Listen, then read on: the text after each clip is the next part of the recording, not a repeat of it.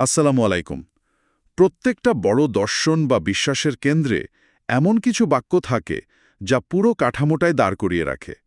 কিন্তু এমন কি হতে পারে যে মাত্র একটি বাক্য, হাতে গোনা কয়েকটি শব্দ, একই সাথে একটি ঐতিহাসিক বিতর্কের জবাব, একটি গভীর দার্শনিক যুক্তি, আবার মানসিক প্রশান্তির একটি ফর্মুলাও হতে পারে?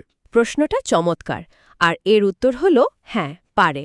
আর আজ আমরা ঠিক এমনই একটি আয়াত নিয়ে কথা বলতে চলেছি।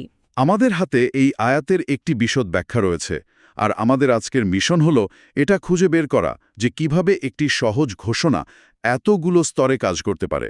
চলুন শুরু করা যাক। আমরা আজ সূরা আলে ইমরানের ২ নম্বর আয়াত নিয়ে আলোচনা করব। আমি প্রথমে আয়াতটি তেলাওয়াত করছি এবং তারপর এর অর্থ বলছি। আল্লাহু লা ইলাহা ইল্লা হুয়া আল হাইয়ুল কাইয়ুম। এর বাংলা অনুবাদ হল, আল্লাহ, তিনি ছাড়া কোনো সত্য উপাস্য নেই, তিনি চিরঞ্জীব, সর্বসত্তার ধারক। বাহ, বাক্যটা ছোট, কিন্তু এর ওজন অনেক। তিনি ছাড়া কোনো উপাস্য নেই, এটা তো তাওহীদ বা একত্ববাদের মূল কথা। কিন্তু এর পরের দুটি শব্দ, আল হাইয়ু আর আল কাইয়ুম, চিরঞ্জীব এবং সর্বসত্তার ধারক, মনে হচ্ছে এখানে আসল গভীরতাটা লুকিয়ে আছে। একদম ঠিক। এই একটি বাক্য শুধু একটি তথ্য দিচ্ছে না, এটা একত্ববাদের পক্ষে একটা দুর্ভেদ্য যৌক্তিক দুর্গ তৈরি করছে। একটা লজিক্যাল ফোর্ট্রেস। হ্যাঁ, এটা সংজ্ঞায়িত করছে ঈশ্বরকে, তিনি কি নন, এবং স্রষ্টা ও সৃষ্টির মধ্যে যে মৌলিক সম্পর্কটা সেটাও ঠিক কি। এই তিনটে অংশ মিলেই এটি একটি পূর্ণাঙ্গ বিশ্ববিখ্যা তৈরি করে। আচ্ছা, একটা মিনিট দাঁড়ান। এই আয়াতটা তো শুধু একটা সাধারণ ঘোষণা হিসেবে আসেনি, তাই না? আমি যা দেখছি এর পেছনে তো একটা রীতিমতো বিতর্কের গল্প আছে, একটা ভাজা বা কনফ্রন্টেশনের ঘটনা। ঠিক ধরেছেন। আর এই প্রেক্ষাপটটা জানলে আয়াতের শক্তি বহুগুণ বেড়ে যায়। তাই নাকি? ঘটনাটা হল, নাজরান থেকে একদল জ্ঞানী খ্রিস্টান প্রতিনিধি মহানবী সাল্লাল্লাহু আলাইহি ওয়াসাল্লামের কাছে এসেছিলেন। ও আচ্ছা, নাজরানের সেই বিখ্যাত প্রতিনিধি দল। হ্যাঁ, তারা যিশু বা ঈসা আলাইসাল্লামকে ঈশ্বরের পুত্র বা স্বয়ং ঈশ্বর হিসেবে বিশ্বাস করতেন এবং এই নিয়ে বিতর্ক করতে চেয়েছিলেন। তাদের মূল যুক্তিটা কি ছিল? নিশ্চয়ই তারা ঈসা আলাইসাল্লামের অলৌকিক জন্ম বা তার মোজেজাগুলোর কথা বলছিলেন। হ্যাঁ, মূলত তাই। তারা বলছিলেন, যেহেতু ঈসা আলাইসাল্লাম পিতা ছাড়া জন্মেছেন, মৃতকে জীবিত করতে পারতেন, তাই তিনি সাধারণ মানুষ নন, বরং ঐশ্বরিক সত্তা। এর জবাবেই সূরা আলে ইমরানের প্রথম দিকের আয়াতগুলো নাজিল হতে শুরু করে, যার মধ্যে এই ২ নম্বর আয়াতটি একটি স্তম্ভের মতো। তাহলে এই আয়াতটা ছিল সেই বিতর্কের একটা সরাসরি বুদ্ধিদীপ্ত জবাব। এটা কিভাবে তাদের যুক্তি খণ্ডন করল? খুবই সূক্ষ্মভাবে। আয়াতটি কিন্তু সরাসরি ঈসা আলাইসাল্লামের নাম নেয়নি, আচ্ছা। বরং এটি ঈশ্বর হওয়ার জন্য ২টি অলঙ্ঘনীয় নন নেগোশিয়েবল শর্ত ঠিক করে দিয়েছে। কি সেই শর্ত দুটো? শর্ত ১, তাকে হতে হবে আল হাইয়ু, চিরঞ্জীব। চিরঞ্জীব, মানে যার কোনো শুরু নেই শেষ নেই, যিনি কখনো মারা যান না। একদম। আর শর্ত ২, তাকে হতে হবে আল কাইয়ুম, অর্থাৎ তিনি কারও উপর নির্ভরশীল নন, বরং মহাবিশ্বের সবকিছু তার উপর নির্ভরশীল। আর ঈসা আলাইসাল্লামের জাগতিক জীবনে এ দুটি শর্তই পূরণ হয় না। ঠিক তাই। ঈসা আলাইসাল্লাম একজন মায়ের গর্ভে জন্মেছিলেন। তিনি খাবার খেতেন, পান করতেন, বিশ্রাম নিতেন, এবং তার পার্থিব জীবনের একটি সমাপ্তি ঘটেছিল। অর্থাৎ তার জীবন সীমাবদ্ধ ছিল। হ্যাঁ, এবং তিনি বিভিন্ন জাগতিক প্রয়োজনের অধীন ছিলেন। যে সত্তা নিজেই অন্য কিছুর ওপর নির্ভরশীল, তিনি কিভাবে সমগ্র মহাবিশ্বের ধারক বা কাইয়ুম হতে পারেন? বাহ! এই আয়াতটি একটি সহজ কিন্তু অকাট্য যুক্তি দিয়ে পুরো বিতর্কটা শেষ করে দেয়। এটা তো অসাধারণ। তার মানে পুরো বিতর্কের সমাধান এই দুটি নামের মধ্যেই আছে, আল হাইয়ু আর আল কাইয়ুম। আমার মনে হচ্ছে এই নাম দুটির সংমিশ্রণকে যে আল্লাহর সর্বশ্রেষ্ঠ নাম বলা হয়, তার কারণটাও এখানেই লুকিয়ে আছে। এই দাবিটা তো বিশাল। কেন এই দুটি নাম একসাথে এত শক্তিশালী? চমৎকার প্রশ্ন। চলুন নাম দুটোকে আলাদাভাবে দেখি। প্রথমে আল হাইয়ু বা চিরঞ্জীব, আচায় বন্দি। এটা একটা অসম্পূর্ণ জীবন। কিন্তু আল্লাহর জীবন হল আল হায়াত আল কামিলা বা পারফেক্ট লাইফ। Perfect life. হ্যাঁ, আরবি ইরানে হলে দুটি খুব সুন্দর শব্দ আছে, আল আজালি অর্থাৎ যার কোনো শুরু নেই, এবং আল আবদি অর্থাৎ যার কোনো শেষ নেই। এই দুটি শব্দ মিলে এমন এক অসীমতার ছবি আঁকে যা আমাদের সীমিত মস্তিষ্ক কল্পনাও করতে পারে না। এই বিশাল মহাবিশ্ব পরিচালনা করতে তো অন্য শক্তি আর মনোযোগ দরকার। আমাদের মতো হলে তো তিনি ক্লান্ত হয়ে পড়তেন বা তার ঘুমের প্রয়োজন হতো। এখানেই আল হাইয়ু গুণের মাহাত্ম্য। সূরা বাকারার আয়াতুল কুরসিতেও বলা হয়েছে লাতা খুজুহু সিনাতুম ওয়ালা নাউম, তাকে তন্দ্রা বা নিদ্রা কিছুই স্পর্শ করে না। তিনি সার্বক্ষণিক চিরজাগ্রত। একদম।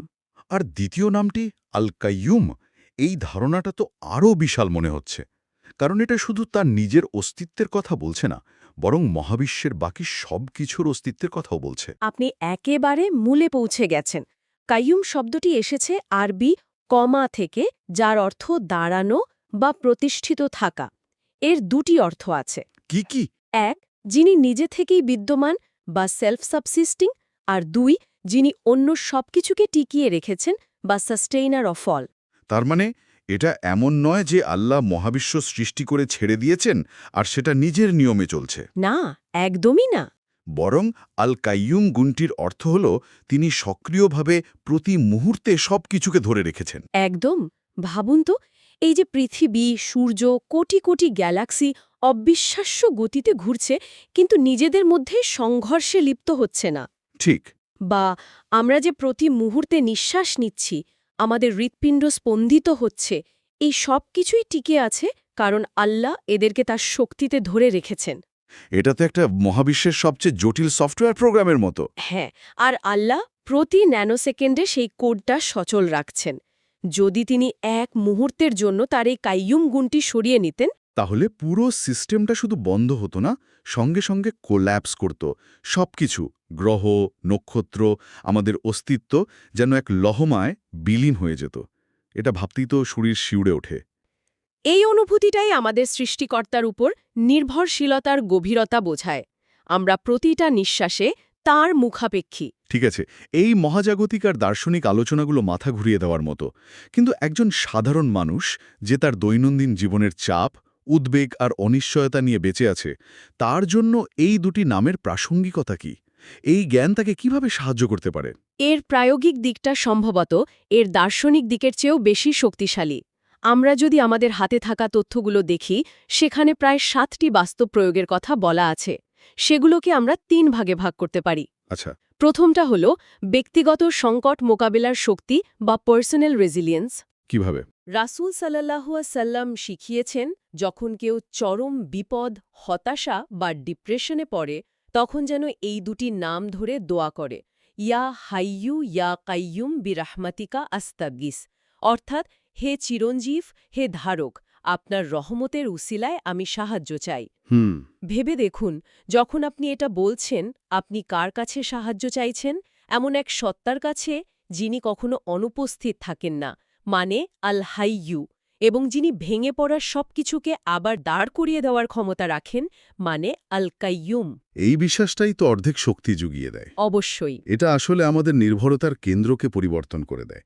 আমরা সাধারণত মানুষ, নেতা বা কোনো জাগতিক শক্তির উপর ভরসা করি, যারা সবাই নশ্বর, দুর্বল এবং পরিবর্তনশীল। ঠিক। আর এই আয়াত আমাদের শেখায় সেই ভরসাটাকে একটি চিরস্থায়ী ঠিকানায় স্থাপন করতে। এটাই হলো দ্বিতীয় ভাগ, বুদ্ধিবৃত্তিক বিস্ময় এবং সঠিক পার্সপেক্টিভ বা দৃষ্টিভঙ্গি তৈরি। একটু বুঝিয়ে বলবেন? যখন আমরা মহাকাশের দিকে তাকাই আর দেখি বিলিয়ন বিলিয়ন গ্রহ নক্ষত্র সুশৃঙ্খলভাবে ঘুরছে, একে অপরের সাথে ধাক্কা খাচ্ছে না, তখন এটা আর শুধু বিজ্ঞানের তথ্য থাকে না, এটা হয়ে ওঠে আল্লাহর কাইয়ুম গুণের একটি জীবন্ত প্রদর্শনী। তখন নিজের জীবনের ছোট ছোট সমস্যাগুলোকে মহাবিশ্বের এই বিশালতার সামনে অনেক তুচ্ছ মনে হয়। একদম ঠিক। আর তৃতীয় ভাগটা কি? বলুন। তৃতীয় ভাগটা সবচেয়ে ব্যক্তিগত, আত্মিক নিরাপত্তা এবং মানসিক স্থিরতা। মনোবিজ্ঞানে সিকিওর অ্যাটাচমেন্ট বা নিরাপদ আসক্তি বলে একটি ধারণা আছে। আমি এটার ব্যাপারে শুনেছি। একটি শিশু যেমন তার মায়ের কোলে নিজেকে সবচেয়ে নিরাপদ মনে করে, কারণ সে জানে তার মা তাকে যে কোনো বিপদ থেকে রক্ষা করবে। এটা কি সেই রকম কিছু? চমৎকার তুলনা। এটা কোনো মনস্তাত্ত্বিক ডায়াগনোসিস নয়, তবে একটি শক্তিশালী সমান্তরাল ধারণা। একজন বিশ্বাসী যখন অন্তর থেকে মানে যে তার রব চিরঞ্জীব ও সর্বশক্তিমান ধারক, তখন সে এক গভীর মানসিক নিরাপত্তা বা সিকিউরিটি অনুভব করে। কারণ সে জানে তার অভিভাবক তাকে ছেড়ে যাবেন না। ঠিক, তিনি কখনো দুর্বল হবেন না বা কখনো ঘুমিয়ে পড়বেন না। এই বিশ্বাস তাকে জীবনের সবচেয়ে বড় ঝড়ঝাপটার মাঝেও স্থিতিশীল রাখে, কারণ তার নোঙরটা এমন এক জায়গায় ফেলা যা চিরস্থায়ী এবং অটল। এই মানসিক নিরাপত্তার ধারণাটা আসলে একটা গভীর দার্শনিক সত্যের ওপর দাঁড়িয়ে আছে, তাই না? আমাদের আলোচনায় নেসেসারি বিইং আর কন্টিনজেন্ট বিইং এর একটা ধারণাও ছিল। হ্যাঁ, দর্শনের এটা একটা ক্লাসিক ধারণা। স্রষ্টাকে বলা হয় নেসেসারি বিং বা অপরিহার্য অস্তিত্ব। অপরিহার্য অস্তিত্ব। মানে এমন অস্তিত্ব যা থাকতেই হবে, যার অস্তিত্বের জন্য কোনো কারণ বা উৎসের প্রয়োজন নেই। তিনি নিজেই নিজের অস্তিত্বের কারণ। একটা পাওয়ার প্ল্যান্টের মতো, যা অন্য কোথাও থেকে বিদ্যুৎ নেয় না, বরং নিজেই বিদ্যুৎ তৈরি করে। দারুণ উপমা। আর এই সৃষ্টিজগৎ, অর্থাৎ আমরা এবং মহাবিশ্বের সব কিছু হল কন্টিনজেন্ট বিং, শর্ত সাপেক্ষ অস্তিত্ব। আমরা একটা লাইট বাল্বের মতো। ঠিক তাই। আমরা আলো দিই, কিন্তু শুধুমাত্র কারণ আমরা পাওয়ার প্ল্যান্টের সাথে সংযুক্ত আছি। সংযোগ বিচ্ছিন্ন হলেই আমাদের অস্তিত্বের আলো নিভে যাবে। তাহলে আল কাইয়ুম শব্দটিই হল সেই দার্শনিক সত্যের ইরাইয়েল বা থিওলজিক্যাল প্রকাশ। তিনিই সেই চূড়ান্ত পাওয়ার সোর্স, যার উপর মহাবিশ্বের প্রতিটি অণুপরমাণু টিকে থাকার জন্য নির্ভরশীল। একদম। এই একটি শব্দই স্রষ্টা ও সৃষ্টির মধ্যকার মৌলিক পার্থক্য এবং সম্পর্ককে পরিষ্কার করে দেয়। সব মিলিয়ে এই একটি আয়াত থেকে আমরা তাহলে কি মূল শিক্ষা নিতে পারি, যদি পুরো আলোচনাটাকে বুটিয়ে আনতে হয়? অবশ্যই। সংক্ষেপে বললে 4টি মূল শিক্ষা স্পষ্ট হয়ে ওঠে। প্রথমত, কোনো সৃষ্টি, তা তিনি যত সম্মানিতই হন না কেন, যেমন ঈসা আলাইসাল্লাম, তিনি স্রষ্টা হতে পারেন না। কারণ তারা নির্ভরশীল এবং সীমাবদ্ধ। হ্যাঁ, উপাসনার যোগ্য একমাত্র সেই সত্তা, যিনি হাইয়ু ও কাইয়ুম। দ্বিতীয়ত, এই দুটি নামের সংমিশ্রণ আল্লাহর কাছে দোয়া করার এবং তার সাহায্য চাওয়ার একটি অত্যন্ত শক্তিশালী মাধ্যম, যা আমাদের মানসিক শক্তি দেয়। তৃতীয় আর চতুর্থটা কি? তৃতীয়ত, আমাদের জীবন ক্ষণস্থায়ী এবং নির্ভরশীল। এ সত্যটা মেনে নিলে আমরা বিনয়ী হই এবং আমাদের অগ্রাধিকারগুলো ঠিক করতে পারি। এই ক্ষণস্থায়ী জীবনের জন্য চিরস্থায়ী জীবনকে নষ্ট করাটা তখন চরম বোকামি মনে হয়। ঠিক। এবং চতুর্থ ও শেষ শিক্ষা হল, একমাত্র আল্লাহই আমাদের চূড়ান্ত আশ্রয় ও ভরসার স্থল, কারণ তিনি ছাড়া বাকি সব কিছুই কোনো না কোনোভাবে দুর্বল, অস্থায়ী ও শর্ত সাপেক্ষ। আজকের আলোচনা থেকে আমরা বুঝলাম, সূরা আলে ইমরানের এই দ্বিতীয় আয়াতটি কেবল একটি ঘোষণা নয়, এটি তাওহীদের একটি পূর্ণাঙ্গ যৌক্তিক, মানসিক এবং আত্মিক প্যাকেজ। এটি আমাদের শেখায় যে আমাদের রব চিরঞ্জীব, তিনি কখনো আমাদের ছেড়ে যান না। আমরা যতই দুর্বল আর ভঙ্গুর হই না কেন, আমাদের রব আল কাইয়ুম সেই মহাশক্তিশালী ধারক, যিনি সবকিছুকে টিকিয়ে রেখেছেন। সার কথা এটাই, কোনো সৃষ্টির ওপর অযৌক্তিক নির্ভরতা নয়, বরং স্রষ্টার ওপর পূর্ণ আস্থা স্থাপন করা, আর জীবনের কঠিনতম মুহূর্তে প্রশান্তি খোঁজা এই দুটি নামে, ইয়া হাইয়ু, ইয়া কাইয়ুম। কারণ আপনার রব কখনো ঘুমিয়ে পড়েন না। আর আপনি যখন ভেঙে পড়েন, তখন তিনিই আপনাকে ধরে রাখেন। চিন্তা উদ্রেককারী সুরে আমরা আজ নির্ভরতার কথা বললাম, এমন এক সত্তার ওপর নির্ভরতা যিনি চিরস্থায়ী। আজকের আলোচনার শেষে শ্রোতাদের জন্য একটা প্রশ্ন রেখে যেতে চাই। একবার ঠান্ডা মাথায় ভেবে দেখুন তো, আমাদের দৈনন্দিন জীবনে আমরা জেনে বা না জেনে এমন কিসের ওপর নির্ভর করি যা আসলে অস্থায়ী ও ভঙ্গুর? সেটা হতে পারে আমাদের চাকরি, কোনো বিশেষ মানুষ, আমাদের স্বাস্থ্য বা সামাজিক মর্যাদা। আর সেই ভঙ্গুর নির্ভরতার শেকল ছিঁড়ে কিভাবে একজন চিরঞ্জীব ও সর্বসত্তার ধারকের ওপর পুরোপুরি নির্ভর করার পথে যাত্রা শুরু করা যায়।